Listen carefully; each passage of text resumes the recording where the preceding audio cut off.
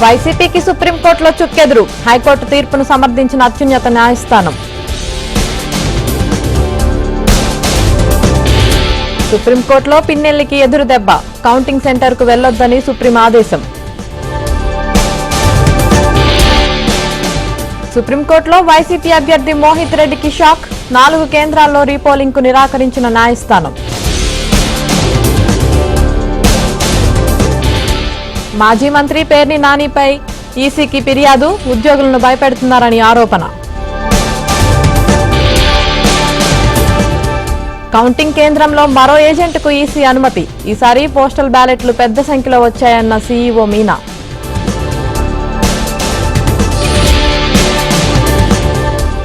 దేశవ్యాప్తంగా కౌంటింగ్ కు ఏర్పాట్లు. అభ్యర్థుల్లో పెరిగిపోతున్న టెన్షన్.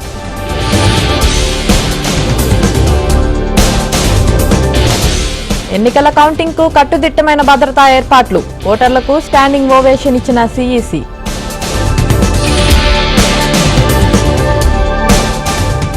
ఏపీ, తెలంగాణలో ఓట్ల లెక్కింపునకు ఏర్పాట్లు పూర్తి. కౌంటింగ్ కేంద్రాల వద్ద 3 అంచెల భద్రత.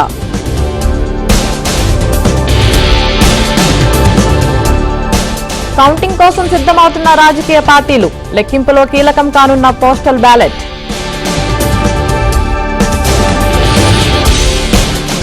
ఏపీలో ఈసారి కౌంటింగ్ లో నో రిలీవర్స్. ఈసీ నిర్ణయంపై అభ్యర్థులు, ఏజెంట్లు అభ్యంతరం.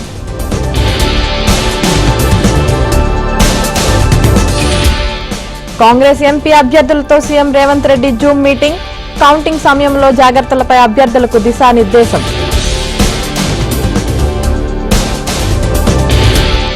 సిబిఐ ప్రత్యేక కోర్టులో కవిత కస్టడీ పొడిగింపుపై విచారణ. మనీ లాండరింగ్ కేసు జూలై 3కు వాయిదా. హైదరాబాద్ రాజేందర్ నగర్ లో ఘోర ప్రమాదం. గోడకూలి 2 చిన్నారులు మృతి. మరో 2కి తీవ్ర గాయాలు.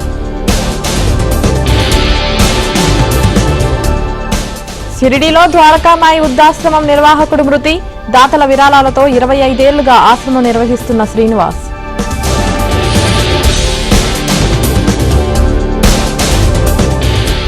అస్సాంలో 10 కోట్ల విలువైన 2 కేజీల హెరాయిన్ స్వాధీనం. పోలీసుల అదుపులో 6 డ్రగ్ పెడ్లర్లు.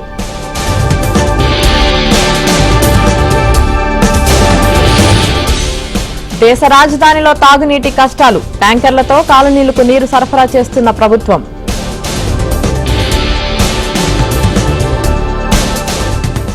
ఏపీలోకి 3 రోజుల ముందే నైరుతి రుతుపవనాలు. రాయలసీమ నుంచి నెల్లూరు వరకు జోరుగా వర్షాలు.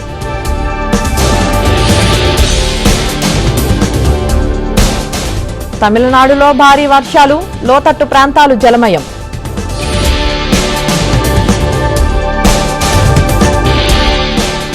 అమెరికాలో మరోసారి కాల్పుల కలకలం. పిట్స్బర్గ్ లో 2 మృతి, 7గురికి గాయాలు.